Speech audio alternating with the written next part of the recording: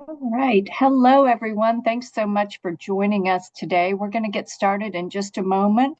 We're going to allow folks just another 30 seconds to a minute to join us.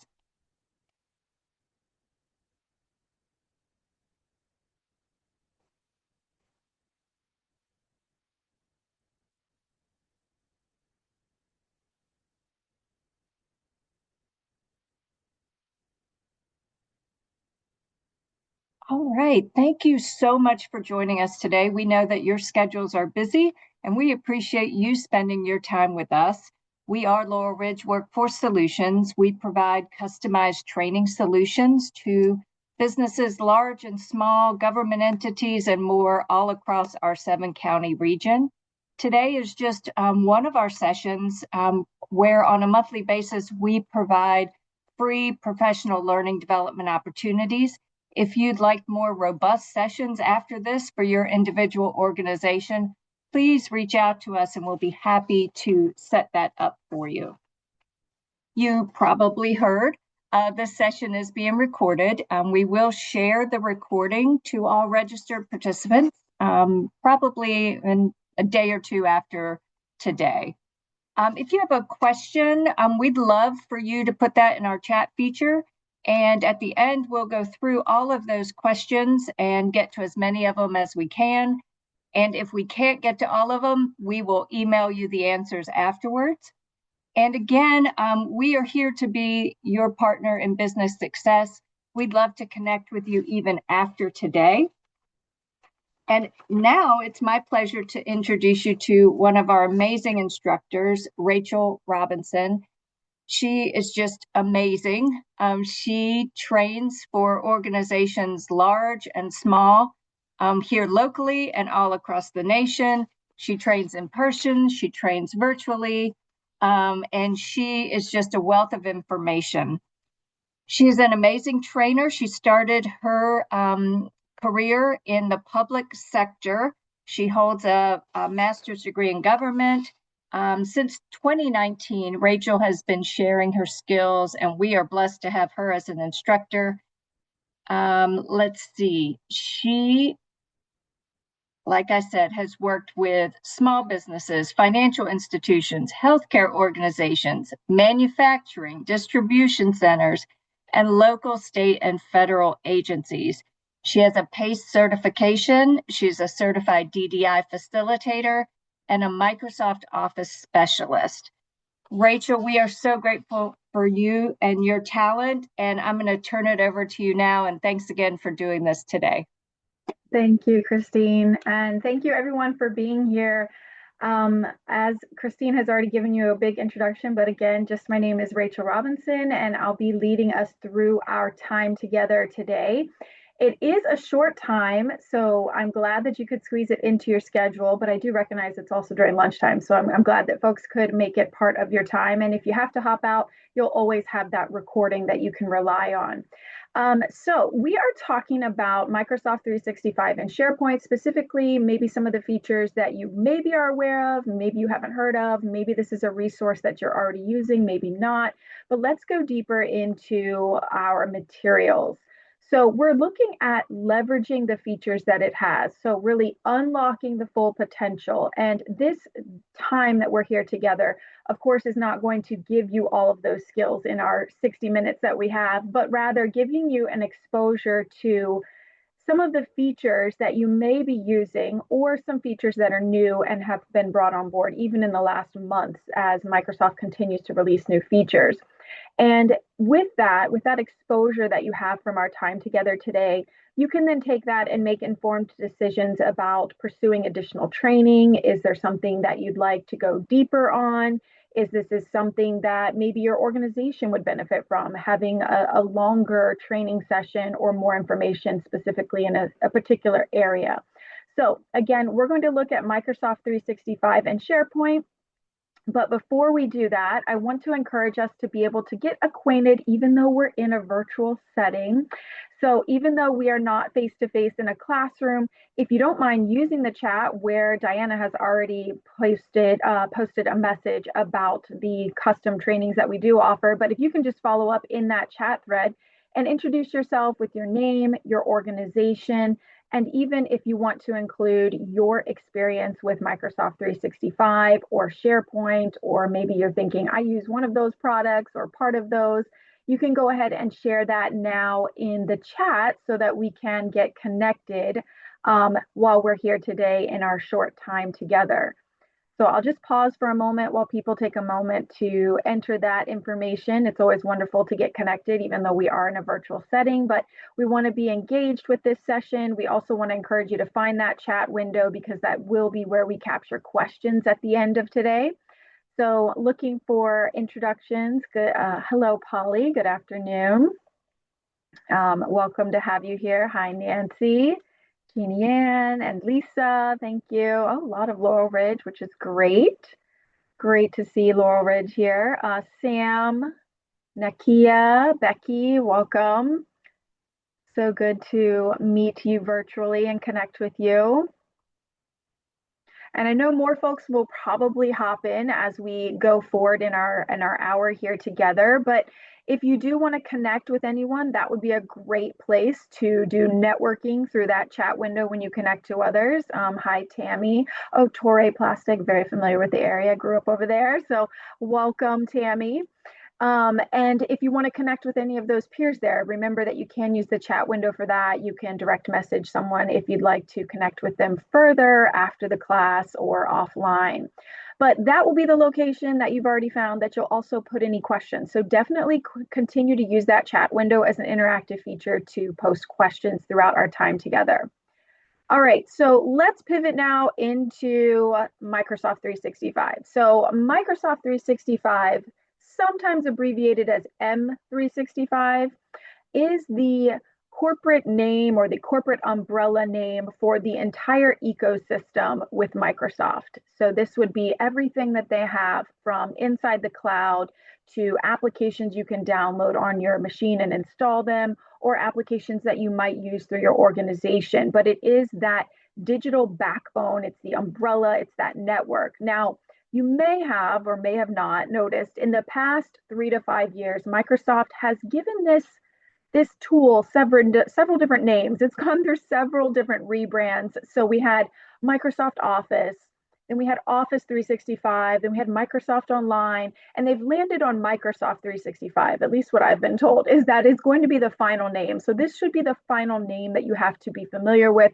But Microsoft 365, of course, the 365 to signify that it is an all-encompassing resource, something that you can rely on personally, professionally, but certainly as an organization if you're using it. And organizations that do leverage these tools can unlock greater advantages for their organization. So whether that is reduced file retrieval time or increased organizational capacity, we'll look at some of those, but that is the foundation for modern collaboration. Now, of course, we are focused in the Microsoft environment, and so we're not looking at necessarily items that might support other hardware or software. We're going to look heavily at Microsoft. We're going to look at their products such as Office and Excel and Word and those features. Whereas there are other resources out there that you might say, well, we use this. And oftentimes, they do connect with Microsoft 365. Now, to understand this ecosystem, this is one of the sort of bedrock principles that I like to get across to people when we do these trainings that are in longer format. But understanding the ecosystem, it's important to understand that Microsoft 365 is that infrastructure network, that virtual digital cloud that has all of the productivity apps. And then understanding, in addition to that, there is SharePoint and OneDrive. And SharePoint is your venue that connects you to your organization. It connects you to the peers in your organization. It connects you to those apps that are cloud-based solutions. And then OneDrive is your personal filing cabinet in the cloud. And so if you have been in your position for a length of time, or you've just been in the professional workforce for many, many years, I like to go ahead and draw that analogy so that folks understand that SharePoint is what replaced many organizations had something called a network drive.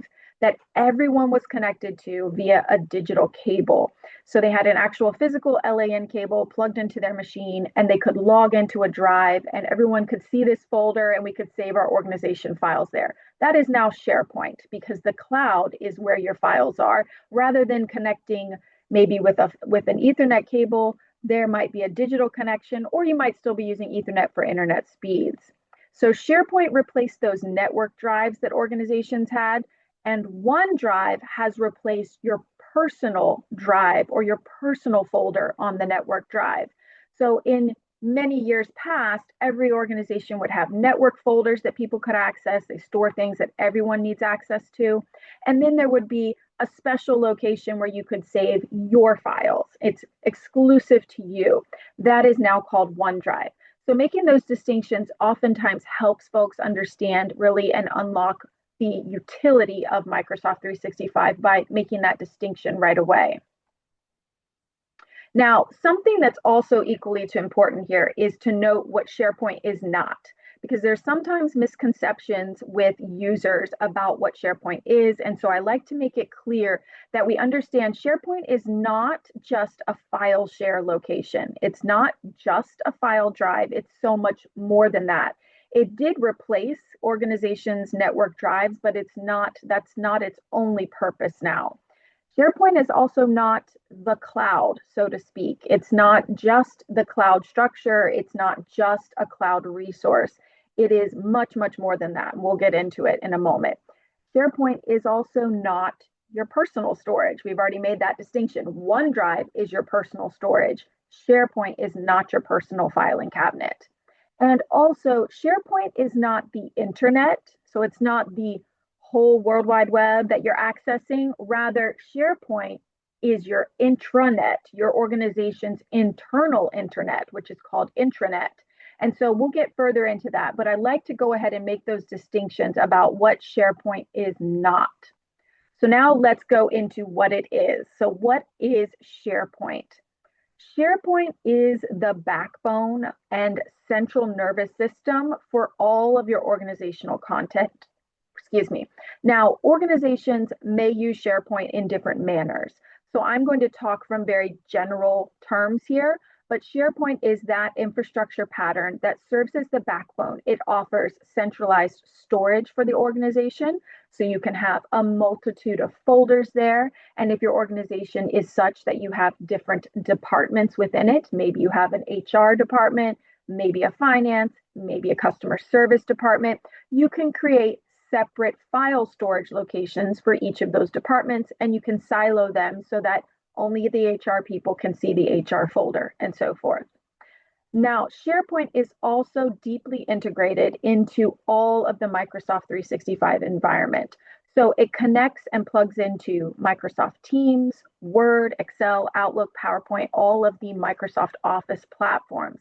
And that benefits you as a user and an organization by making those seamless connections so that users can access files, they can open files, they can save files, they can retrieve things that they may be collaborating with other users, other peers on.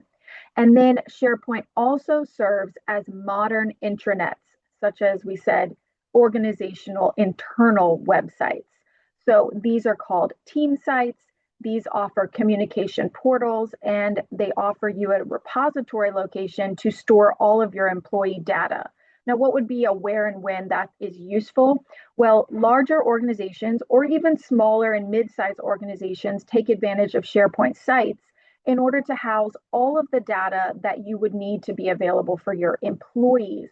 For example, a nice and healthy HR department could have a healthy HR presence in SharePoint so that all of their employees know exactly where to find FMLA forms or where to find workers' comp forms. They would be able to go straight to the HR intranet site and they could access any of those resources. They could also access perhaps a who to contact list when they do have questions about their benefits or some other HR related materials. So SharePoint is that backbone, that central nervous system. It's storing information, allowing collaboration, and it's also serving as intranets to your employees. Now, I did want to go ahead and speak to what is Copilot. We don't go deeper into it beyond this slide. We'll see it a few mentions, but because Copilot is such a big part of the Microsoft environment, I thought it wise to include what Copilot is. So Microsoft Copilot is Microsoft's AI powered assistant. And if we were in a classroom and I said, show of hands, everyone who's been prompted something from Copilot, I know everyone probably, if you're using the Microsoft resources, you've seen some of these Copilot prompts. Microsoft is working very hard to convince you and acquire your participation in using Copilot, because as every AI model is built, the more usage it has, the sharper that model will get. It will be smarter and it will do a better job at recommending things that are of value to you. So it is their AI powered assistant, and you'll see it represented in all of your applications in Microsoft. So you'll see it pop up in PowerPoint, Excel, Word, Outlook, and it's designed to automate methods or automate routine tasks that you have. So that would increase your productivity. It can also help you with creativity. It can help you in brainstorming sessions, presentations. It can also provide real-time assessments from data points that you might have in Excel, and it does maintain security under whatever Microsoft tenant that your organization is using, which means that every organization that procures a Microsoft license for a business use, they have to identify when they procure that license what level of security they are asking for as well. So your organization makes those selections, and then it is allowing you to use Copilot under those security measures. But with that, I always include the caveat that if you do have a concern about your information, proprietary information, always do indeed check with your IT department or your superiors before using it if you are in doubt about inputting or uploading part of your proprietary information into an AI model, because there are security considerations and many organizations are either already developed those or they're in the process of developing those to keep up to pace with the AI revolution. So I did want to mention what Copilot is. You'll see it in all of your Microsoft environment, but we'll go back now to thinking specifically about SharePoint and Microsoft 365. So some of the features and benefits that we can consider really feeling the benefit of if we're using SharePoint very well is this empowerment of our teams that we have. Now, what it allows a group of individuals to do together is that rather than us needing to work together in the same building, or rather than us needing to even come together in a virtual meeting, we actually can all co-author the same files at the same time by accessing this real-time co-authoring feature. It allows us to have files shared in a shared folder in SharePoint, and that folder might be for folks that work in the financial department. And so everyone can access an Excel spreadsheet at the same time. We can all be accessing it and making our own specific edits. And SharePoint is doing all the heavy lifting by aggregating those edits and saving them instantly or saving them routinely in the cloud. So there's no more conflicts of which version of the file do we have? Did you email that to me? Did you send me a link? I wasn't able to get in, but rather giving us all the direct access to the files, of course, where it is permitted, but giving all of our HR folks access to the HR files allows us to do real-time co-authoring. It also allows for more secure sharing. Now, this will be organization specific. Some organizations do not allow you to share outside of your organization. It depends on your organization's security settings. But within the organization, it allows you to have much tighter control over who has access to the files that you're using in SharePoint. So for example, if I have specific HR files that should be free for all of the organization to access, such as those FMLA forms, I can set the security permissions so that everyone in my organization has access to open these files and save a copy so that they can fill it out for their own use. I also can get very detailed with that granular access level, where if I have HR files that only need to be viewed by perhaps the payroll department, I can set those security settings by creating a group of individuals and then assigning security access to that group. Maybe I have 3 or 4 payroll clerks, and I'm going to assign them the access to be able to view these files, edit them as needed, save them, and be able to forward them as needed. So you can have very tight control over that by creating what are called connected groups within SharePoint. And it's all about maintaining the security settings for these groups rather than looking for who has access to the files. I just need to maintain the group access and make sure that those are maintained so that when you have someone, let's say new, join your HR department, be sure to add them to that group of people that has access. Or if I have someone that changes departments and they move to another agency within my organization, I need to make sure I retire their security access to the HR department. So remove them off of that group. And then finally on this slide, we mentioned dynamic team sites. I've described it already, the examples of finance and HR sites, but it also can be used to create team sites for temporary or project-based work. So we often in organizations might be engaged on a project that spans different work experience.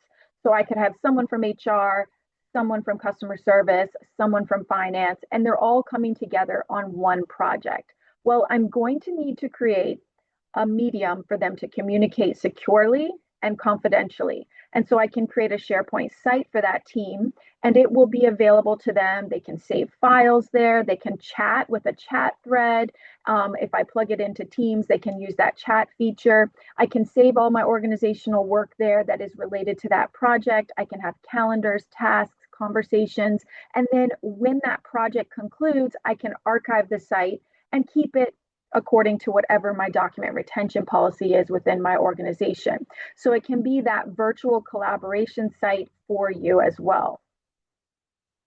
Now, again, with enhanced productivity being one of those primary benefits, it's one of those that often convince organizations of increasing or going to the next step with their use of Microsoft 365.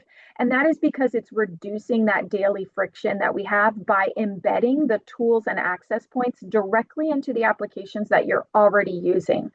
So if you want to take advantage of some of those features, such as automating a workflow, perhaps you have a workflow that requires 3 people to touch it. I have an originator that authors the file, I have a reviewer that reviews it, and then I have a signatory authority that signs it. And so maybe your process includes creation and then emailing, and then someone else emails back and says it looks good, and then the original person then sends it on to the signature authority. And so automated workflows can replace that friction of the back and forth with emails or the back and forth with instant messages by creating an automated process so that perhaps when we have a payroll action or a personnel action. So someone is their wages are increasing and it's some sort of personnel action. There's someone that's originating that file. And as soon as they type data into the file and then hit complete or save or submit or however you want to customize it, that file would automatically go to the next person without me needing to send an email. So I can author it as the original author. And once I finish it, the Power Automator in the background triggers an action that alerts the next reviewing party you have something that is waiting for your approval. And then when the reviewing party reviews it, they either approve or reject, and you can have different methods connected on the back end that will trigger different actions. Maybe if it's rejection, it goes back to the author for edits. If it's approval, it goes back to the author with an okay, but it also sends it over to the signature authority at the same time. So it can greatly increase productivity by reducing some of that back and forth. It also can help because it does plug into legacy systems or other enterprise systems that your organization might be using. So most databases will be able to export data into SharePoint. So it can be aggregated there and maybe it can be analyzed in Excel. And then it also allows users of your organization to have a familiar interface across all of their access points. So whether or not you have your employees accessing solely from a desktop and an iPad, or they're in the field and they're on their phone, or they have a laptop, whatever it is, if it's mobile or desktop, it gives you the same feeling when you're in the environment, no matter what device you're using or what access point you're coming from. So that allows for less retrieval time, it reduces confusion, and ultimately, as we stated, increases the productivity for your organization. Now, moving on also to speak to productivity, one of those areas is that integration with Microsoft Teams. And so Microsoft has Teams as its collaboration venue. So this allows you to communicate via chat. It allows you to share files. It allows you to even use call features if your organization is using it for phone calls. And so we see that by having SharePoint plugged into Teams, it offers greater productivity realization. And one of the things I'll make a distinction here is that anytime you create a Teams channel, and I'm using specific terms here, and if you have a question about it, I'll definitely be able to answer that. But anytime you have a Teams team, and then they have a channel within that team that allows folks to communicate, anytime you create that, Microsoft is automatically creating a SharePoint site for that team in the background. So it's something that we may take for granted or may not be aware of, but anytime you create a new team in Microsoft Teams, Microsoft must create a SharePoint site for it because SharePoint is the digital bucket, so to speak, of where the files and the chats and everything that you're sharing, that will all be stored and archived in the SharePoint site. So that is a good distinction to be aware of. Anytime you create a Teams team or a Teams channel, it's creating by default a SharePoint site in the background. You may not even visit it directly, but you see how it's plugged in and it's there to allow you to record files and share things. Now, the opposite is not true. And what I mean by that is if you're in SharePoint and you're creating perhaps a SharePoint intranet site, you're creating one for HR and one for finance. When you create a SharePoint site, Microsoft does not automatically create a Teams channel for that. So they do not work mirror copies of themselves. But when you create a Teams team, you automatically create a SharePoint site. When you create a SharePoint site, it does not automatically create a Teams location for that site. That would be an additional step that you'd have to activate if you need that resource.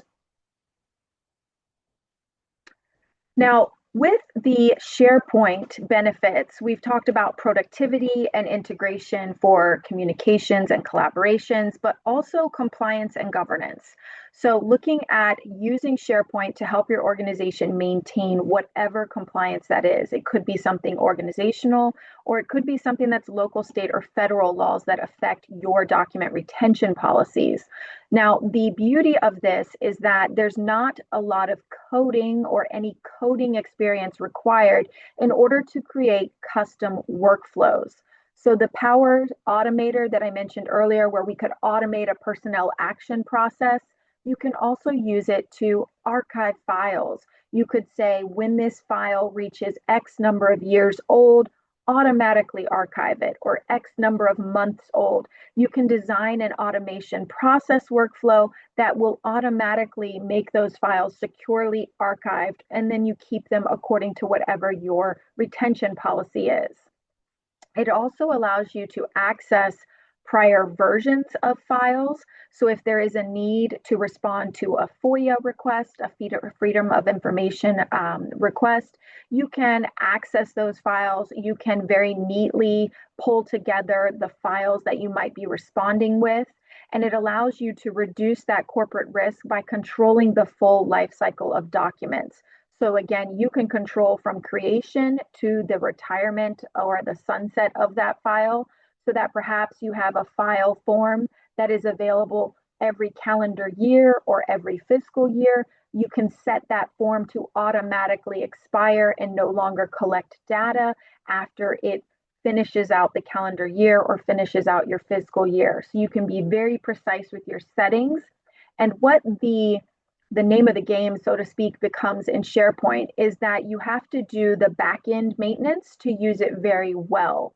I do like to acknowledge, because oftentimes when I work with organizations, there is that eye-opening moment where folks realize there's so many benefits, but with great resources or with great wealth, if the proverb here, comes great responsibility. And so to use it wisely and effectively, it does require oversight. It does require maintenance of these security settings, maintenance of these security assignments to the individuals that are using the system. Now, continuing on with some additional advantages and features in Microsoft 365, some of the advantages that come with the SharePoint premium level access, and again, this would be dependent upon which level your organization is procured or what are they planning to procure. But there's AI powered content management where you can use AI models to process data and actually classify it, even extract information. And again, you would consider what level you need to purchase, and then also consider what security measures you would have to have set in place for your organization. There's also the auto classification and tagging. This is where specific keywords can be attached to your files automatically, which help make files easier to find and easier to take action with. So for example, think about a standard search engine. Think about how Google works.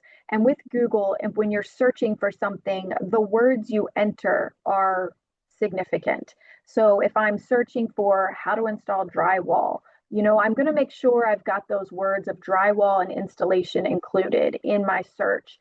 And so those keywords are attached to the results that you receive. That's how Google knows what to find for you. It's going to look for results that also use those keywords or results that other people have searched for installing drywall. These are things they have clicked on. And so that is how it's pushing the results to you as a user of the search engine. Well, SharePoint operates very similarly, where specific keywords and classifying things by tags will help increase the retrieval time and increase the accuracy of those retrievals. So that if I am searching for something, no longer will I need to remember the file hierarchy of where I saved it. And that is something that kind of would have to develop over time as a user, but you'd need to develop the awareness that the time it would take for you to drill down through your file hierarchy, even though you know the exact precise method or path to find it, that time could actually be shorter by just typing in a keyword and allowing SharePoint to find the file for you. So that's sort of a shift in behavior that you would take as a user, a shift in the muscle memory that you're using, but that tagging and classifying with auto methods will increase retrieval. And then, as we said, lifecycle governance, enforcing those policies to be able to retire things or properly secure them and sunset them when they are terminated upon the closure of a year or a fiscal year.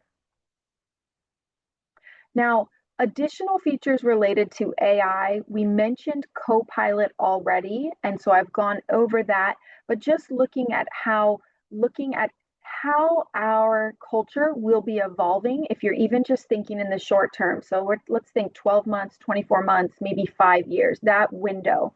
The more you can do now with organizing SharePoint and getting your workforce to use it effectively is going to give you such an advantage in those next 1 to 5 year window.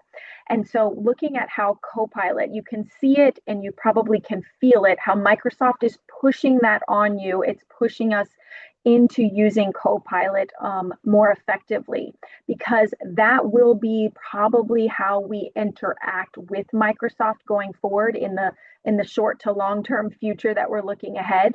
And so the more we can organize our SharePoint content now, the much easier this will be in the future.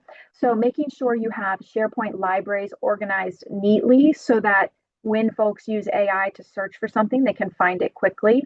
And what that means by SharePoint library, that's simply the terminology to refer to those shared files that you can create for your organization or for the different departments within your organization. So keeping those neatly organized, just like you would digital files on your own computer, keeping those SharePoint libraries neatly organized. And then The advanced search features that we see, again, increasing retrieval time, or rather reducing retrieval time and increasing productivity so that we can have more accurate results returned to us. And then allowing AI to help us alongside with maybe taking AI's knowledge of our organizational proprietary information or just our organizational processes that we use. Because the more you use the AI model, the sharper it becomes. It will become a better resource for you, and it will become something that you can rely on to give you accurate and steady information as needed. Now, looking still at some benefits here, looking at some actual statistical measures that Microsoft has reported with organizations that are leveraging Microsoft 365 and SharePoint, we see a 15% time savings. So that was the average reduction in time spent on document management tasks. We see that there's a huge collaboration boost when organizations are effectively and efficiently using Microsoft 365, 85% there. And then recognizing that it does create a single secure platform for all communication. So whether that be for a small organization or a large organization, by using an effective SharePoint intranet site, you can effectively control that communication, that whether or not it's going to all hands or to specific people in your organization, but it all goes through the SharePoint site. So these are not just the productivity gains, but they actually can represent competitive advantages. So whether or not that's a hiring, recruitment, customer service, scaling, all of these do work in your favor as an organization to really capitalize on those gains that you can see from using it effectively, using SharePoint and Microsoft 365. And then I did try to illustrate what a manual to automated transition could look like. A very short illustration of this, you could go much further with it, but taking something that starts with notifying approvers, and then approvers need to review it and they have to approve or reject it.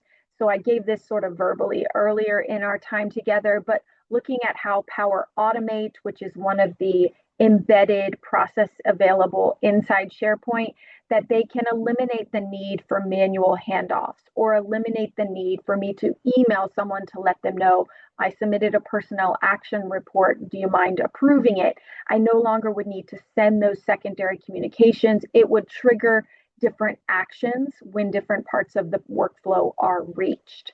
So it's a great help. I've used it with some organizations to help them automate approval processes, and it's something that is a great help for organizations to reduce that friction and reduce that handoff and back and forth communication. And then I tried to illustrate some direct applications here. So in regards to a small business, what are some of the direct benefits that a small business can have? Well, certainly SharePoint would offer you a secure environment for your employees to share documents and share updates. So for instance, maybe you're just going to use SharePoint as a distribution of communications.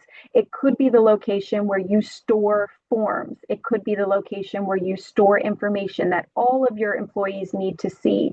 Maybe it's work schedules, whatever it is, but it could become that secure client portal.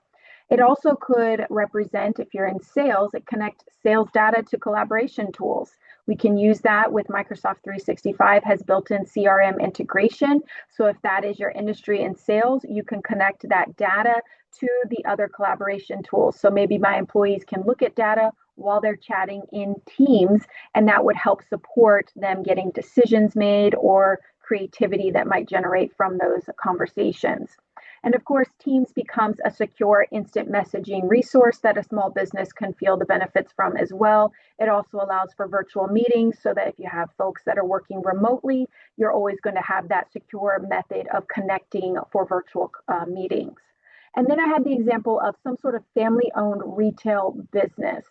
So what can SharePoint offer for that type of example? Well, it can definitely serve as an inventory management. So SharePoint is extremely powerful when it comes to tracking data. So think of Excel, Microsoft Excel, and how that can be plugged in with SharePoint. So you could actually manage data in Excel if that's your preferred method, but then you can view it in SharePoint real time, and you can view it collaborating. So multiple people can view it real time. It also could offer a place for product catalogs. It also could reflect shift schedules, staff availability. It also could become a library for whatever it is that you need to securely store, but then access ongoing. So I need everyone to be able to access this, even when they're offsite on a job or at home. It's a secure avenue for you to store that and then allow people to access it with their security settings that you've recorded and assigned. And then lastly, regarding maybe local government, schools, how would they use SharePoint to their advantage? Some of those could be public records, internal policies. Again, it can become a central location to store all documents that employees would need access to. It can be that records management resource. So whether or not it's the OneDrive for folks to securely store their personal files, and when I say personal, their personal work files, and then SharePoint could be that secure location for all of the folks in my organization or all of the folks that work in finance to come together and store their files there. And then Teams definitely offers that collaboration so that there can be communication from my HR folks over to my finance team and vice versa. I can go across departments, across locations, or even just employee to employee, one-on-one handling chats or communication through Teams. And then I wanted to include an example illustration of what the day in the life of someone who is using SharePoint or their organization is using it. You can see that they can touch all of these resources, whether it's their employee intranet, their email in Outlook, their OneDrive, where it's their personal work files. Maybe they're using Excel, maybe they're using an enterprise system as well. Maybe they're collaborating with a SharePoint resource library, but you can see that one employee can touch all of these methods, all of these resources and actions. They are all achieved through the Microsoft environment. So you can technically and theoretically conduct your work from within SharePoint or within the Microsoft 365 environment for an entire day, for an entire week, month, whatever that is. It depends on the work case that we're considering, but you could see the benefit of how having everything connected and interconnected in this manner will make it easier on the workforce, which then in turn is benefits that are relayed to your customers as well. All right, so thank you so much for your attention. I did want to pause and reflect on any questions that you might have regarding the material or regarding Microsoft 365 and SharePoint in general. If you want to submit those into the chat, Diana will help us react to those questions. So I'll pause in case anyone has a question they want to input or general questions as well that we can respond to. And if I don't see any questions pop up, you will be able to, of course, stay connected by receiving the recording.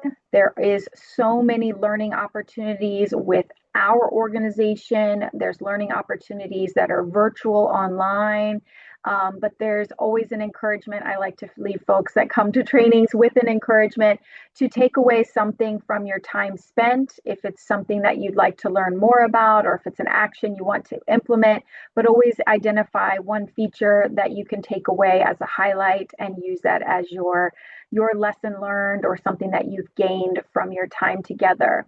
I'll go ahead and react to any questions if we've had time to submit them.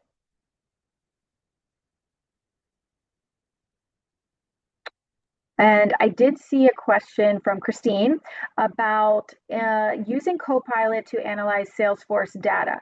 I have not personally performed that, but I would feel that that's within the realm of its capabilities, yes, because Copilot can analyze data in Excel very effectively, and I know Salesforce can be plugged into SharePoint. So I would feel safe in saying that that would be a successful use.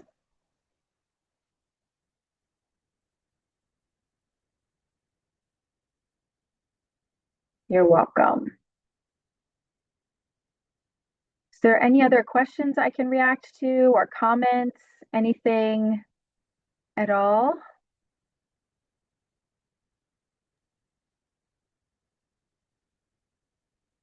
All right, well, I'm going to turn things back over to Christine or Diana from our team here. And I will say thank you so much for your attention and hope to see you in a training or just connect with you later as able. So have a great afternoon. I'll turn it over to Christine. Rachel, thank you so much. That was so helpful. The automated processes and the 15% time savings were two key nuggets that I took. I'm just amazed at everything that it can do. And as usual, like you have just made me think of so many other things, and you're so inspirational.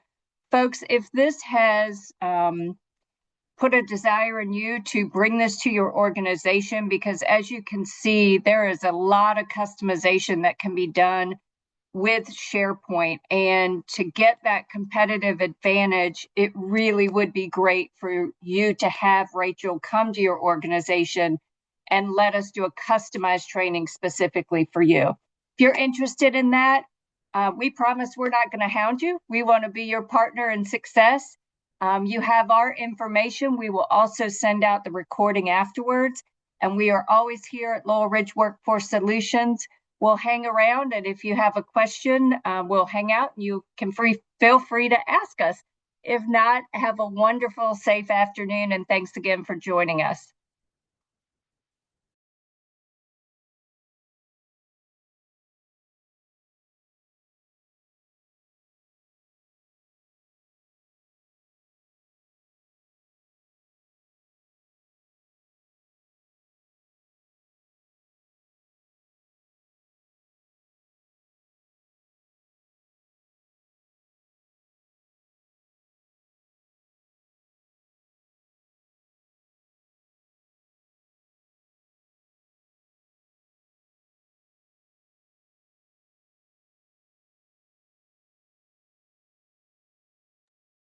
All right, it's just us.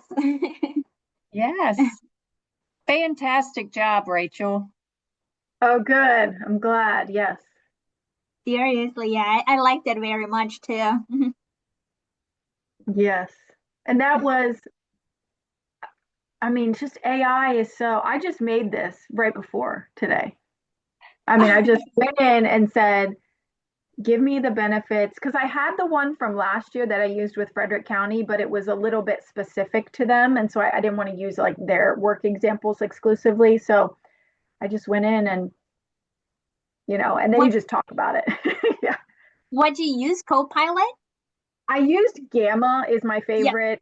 Yeah. And so Oh, I purchase it and then write it off as like a work oh every yeah. year. I buy Gamma for myself because I use it a lot with the other company ASAP. And they just released a new feature this week that everybody gets to try for the first month.